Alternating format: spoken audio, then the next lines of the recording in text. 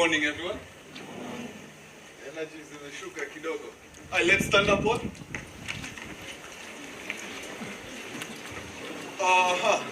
You look brighter from here. So let's high five to the person on your right and tell them something good about this day. Take instructions, eh? No.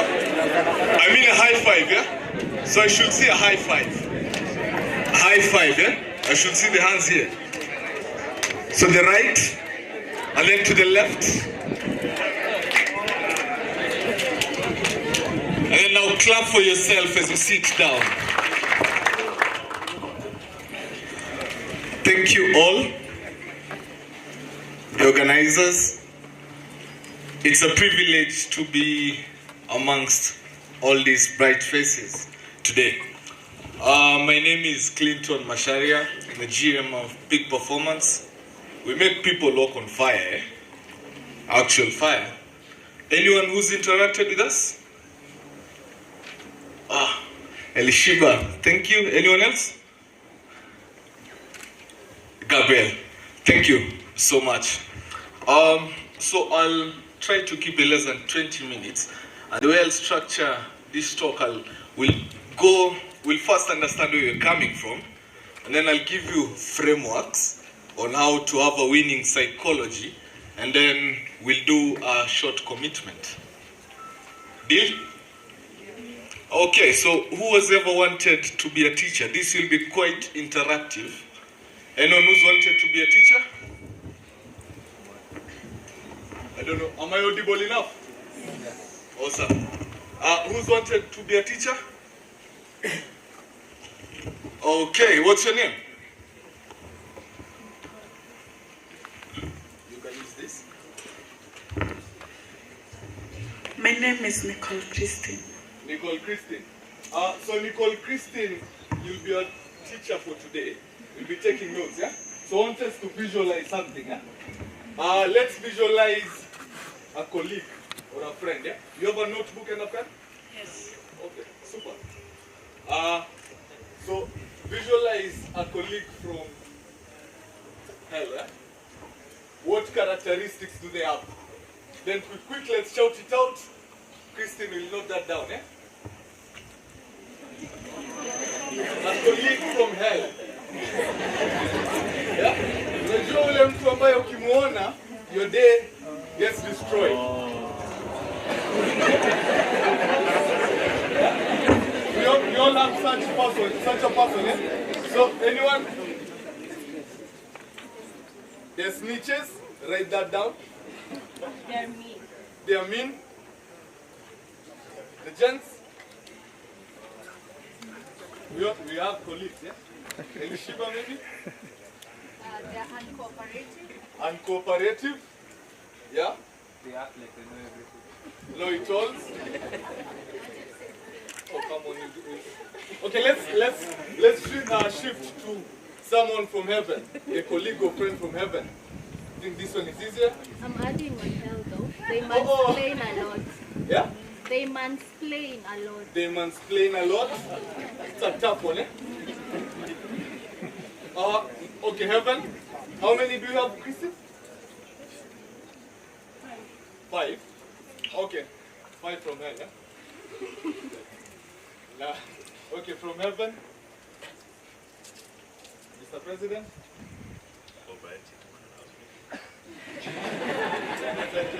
You're trying to chat, eh? Cooperative. A lovely lady. They assist with a lot of work. Who else? Ready to learn. And the final one, that's the fourth one, eh? The final one? Good listeners, yeah? Okay. So our teacher, you still have the mic, yeah? So our teacher will read them out, yeah? Then we'll categorize them into 2, either mindset or skill set. Okay? Tumeelewa sote? Awesome. Let's go mwalimu. The first characteristic of a person from hell is that they are snitches, mean, and No, cooperative. just one, and then you tag it, yeah? Okay. So snitching. Is it a mindset or a skill set?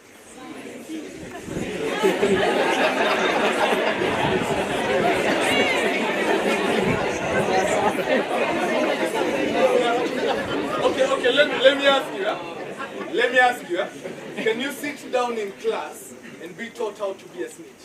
Or do you just sit down and decide? The guy in a green cape, yeah? Aliniambia kitu, so I must. So is it a mindset or a skill set? Mindset, yeah? What's the second one? Mean. Mean? Big mean?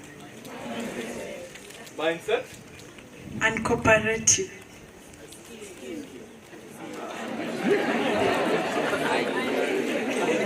Uncooperative?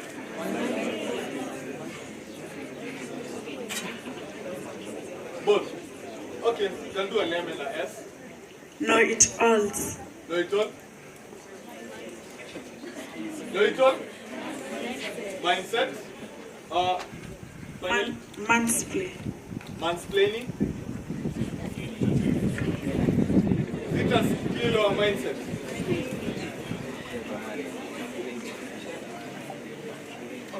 Skill or mindset? Or maybe the one who said it can tell us. It's a skill. Super. Let's go to heaven. Cooperative. Come on, guys. Let's cooperate. Yeah? Yeah? What is it? A mindset or a skill set? Mindset. We need to support our teachers, yeah? They've gotten us this far. Next. Assist. Assist.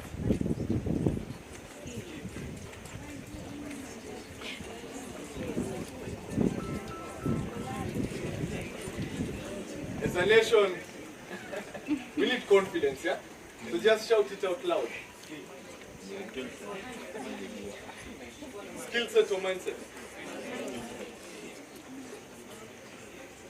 Okay, both.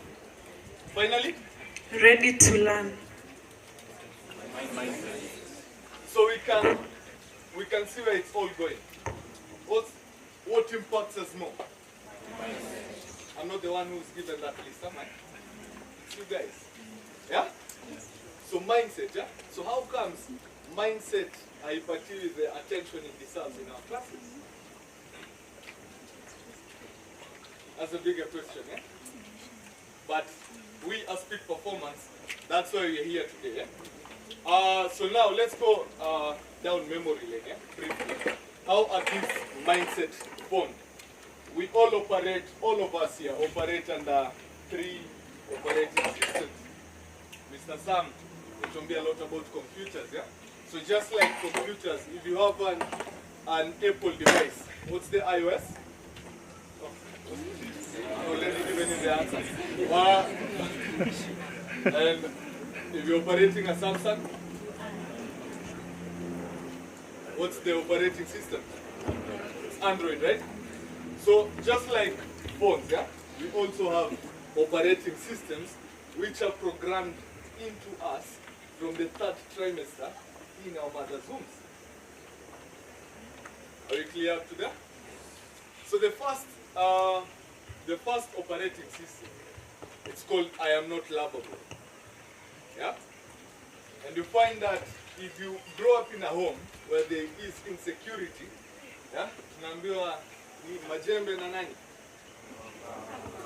Yeah? Majembe na mbavu, yeah? Where there's a lot of turmoil at home. You find that the kid, once he or she is born, is quite timid to strangers. Have you seen that? Have we seen that? Yes or yes? Yes. Yeah? Then another kid who's brought up in a family that's loving is quite open to strangers. The kid has never seen you, but is ready to come into your arms. So that's the first program. What's the first program? I'm not lovable. Then we go to the second program. And the second program, immediately you come to school, you get siblings. Tunaweka kwa scoring board. right? Then the scoring board are your folks again, your parents. Wanarudi wanakuuliza mbona wewe si kama nani? Don't mention names. Yeah? Then the program that gets into your system at that point is I'm not good enough. Yeah? Because no matter how much I study, no matter how much effort I put, this other person is always ahead of me. So I'm not good enough. This come into careers, I'll show you how. Yeah? Then the final one, money. Nenda unaitisha pesa ya trip unaambiwa nini? Hakuna pesa. Ukiitisha pesa unaambiwa, but someone say something. I'm from a good country. Can you swap? What else are we told? Inatoka wapi? Pesa inamea kwa miti. Ngoja upate yako, yeah? Yeah? So the mentality that goes into you is there is never enough. Yeah?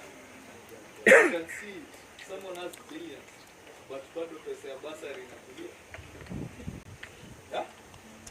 Anyway, those programs come into our office spaces, and I believe the corporate leaders can tell us. They see it every day. Yeah? Someone hands you a proposal. Yeah? It is rejected. Then the other person's is accepted. Then what system runs again into your mind? I'm not good enough. Yeah? So how many people remember? That's where we're coming from. How many people remember the movie The Titanic? Yeah, yes. Oh, good. That's a masterpiece. I think it's now Netflix. Eh? Not on Netflix, it should be on YouTube. Eh? YouTube, yeah? Doesn't qualify into Netflix. So the Titanic, I've seen a hand there. What made it sink? An iceberg. Because the captain, aliona just a pillar of ice. Eh? Then he was told, he was forewarned. That's a threat. What did he say? Yeah?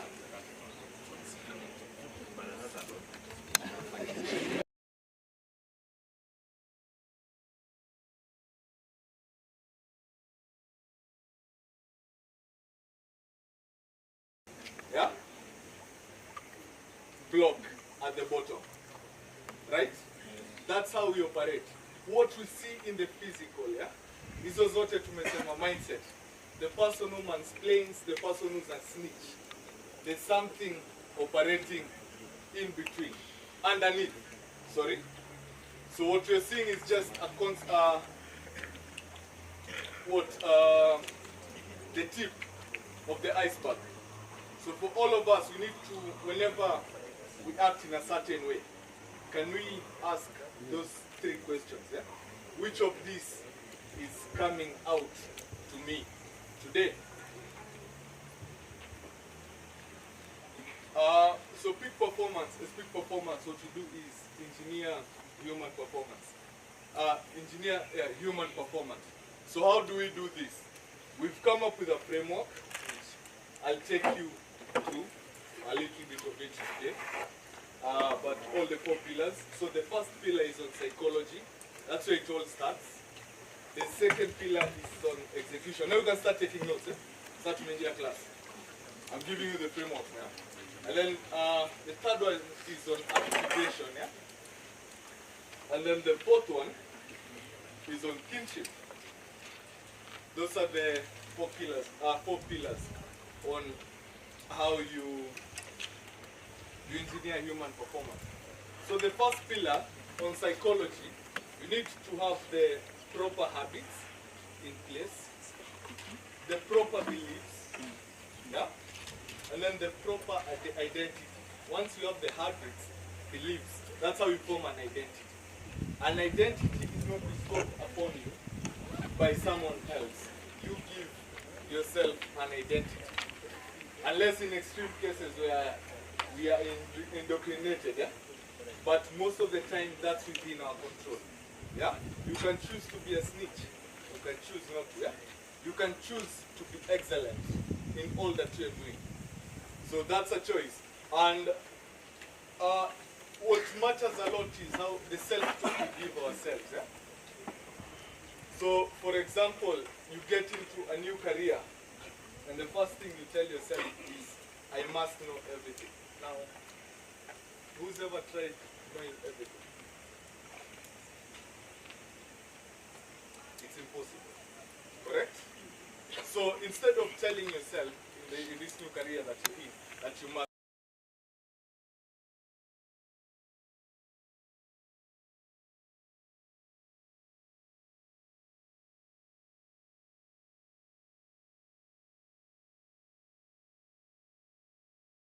in every corporate KCB foundation will be having one department, but that's not the case. Yeah.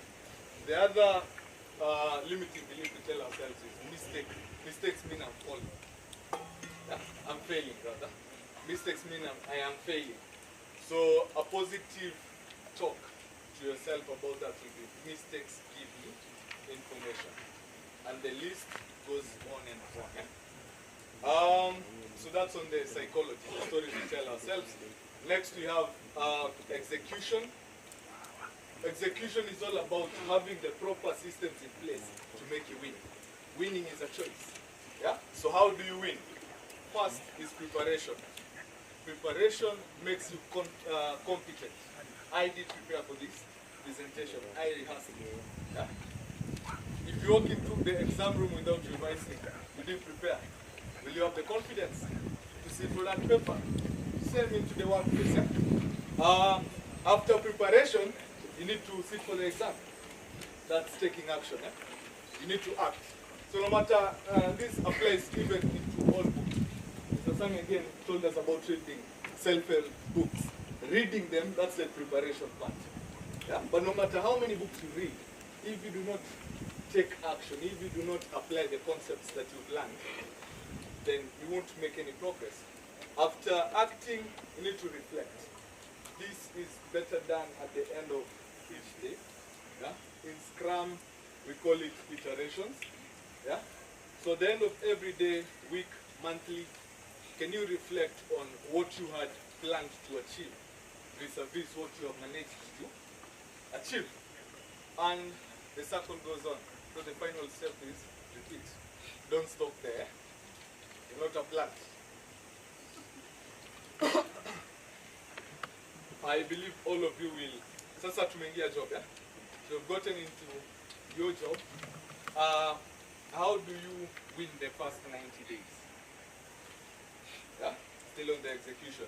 The first 90 days, I'll give you my story. When I got my first job.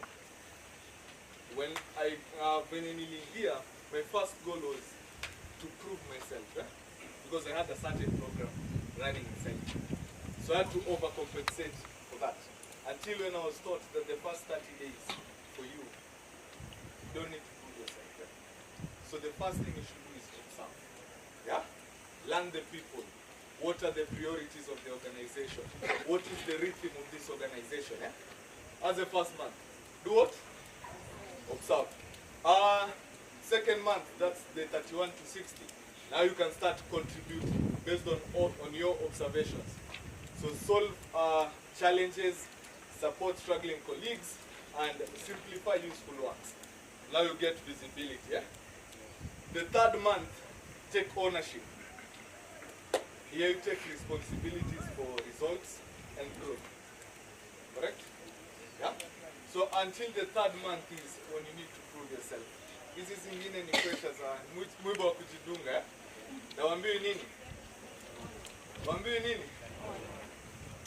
Is Kiswahili still a mandatory subject? Thank you. Then we go to the third element, as I hear my kids. The third element is on activation. So let me ask you, who's ever sat for an exam here? I need to see the answer. I told you it will be an interactive session, yeah? Who's ever been into an exam and they tried recalling what they were taught and you're blank? You're blank. And then immediately you funga your paper, submit it to the invigilator, and you walk out of the door. All of a sudden, all the answers start flowing. Yes or yes? What happens? What happens? So, panic shuts down the brain. So a little bit, thank you. Let's give him a clap. Super. So what happens is, and I wish this was taught more in school, yeah? Now let's shift a bit into neuroscience, yeah? There's a neurochemical called cortisol, yeah? When you're in panic, your breathing is dysregulated, yeah? You have shorter breaths, yeah? When you have shorter breaths, cortisol rises. When cortisol rises, your memory is suppressed. Yeah? So what will be the solution in this case? Yeah? Yeah? You just relax and your cortisol will go down. That's why when you walked out the door, your cortisol was regulated. And your memory ikafunguka. Yeah? So, and a simple solution to this will just be breathing, regulating your breathing, deep breaths. Yeah? Deep breaths, there's a sequence for that. Yeah? There's what we call 478. You can Google it, really helps. So, whenever you're under pressure on the activation pillar, first take a pause. Yeah? Reframe what you're feeling. Our body does not know the difference between perceived fear and real fear. Okay? Ukikosea kazini, your mind will just register, I've messed up, I'm going to be fired. Okay? I've lost my job, I've lost everything. You'll start again telling yourself all these stories. Yeah? But the proper thing tell you, remember the exercise we had on reframing. Yeah? Okay, I've messed up, but what does this mean? This is just a data point. Yeah? So next time I need to ask more. I've learned one more way on how not to do it. And by that, you are better equipped to handle your situation. And finally, the last pillar is on kinship. And the kinship is your environment. According to biology, you're told that you are a consequence of what? The genetics and what? Genetics and environment, yeah? So environment in this case is your external environment. You can see your grounds are well kept.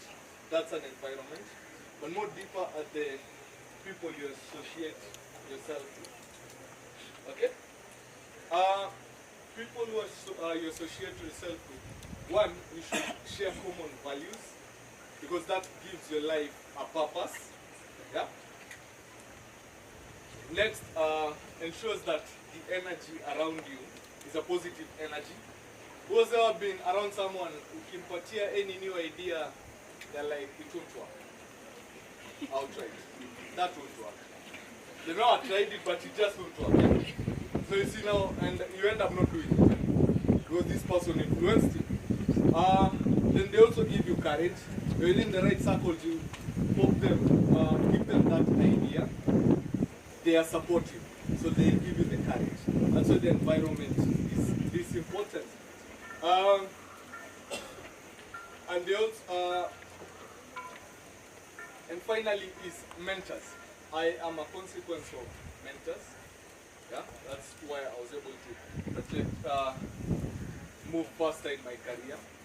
The only caveat I'd give to our younger generation is one, because I was in a true story.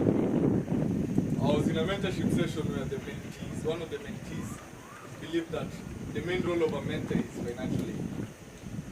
So when the mentor aliombwa pesa akakataa kupatiana, then the mentee fled. He became so mad. So there's a lot we can learn from mentorship sessions and be a valuable person. Okay? Be a valuable person. We are in the age of AI, something I'm very passionate about. You're better equipped to learn AI.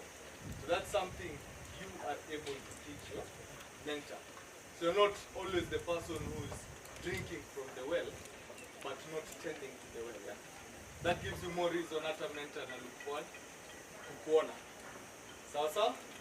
And the reality is, being born in an African family, yeah? Maybe your mom had to sell burgers so that you can come to school. Your dad had to work 2 jobs. Your siblings had to sacrifice their dreams so that you can be here. So once you get that certificate, yeah, it's not only a congratulations. Yeah? It's also pressure because you're carrying the whole weight of your village. Yeah? And the only way you can win is fast from here. Asanteni sana. Have a good afternoon.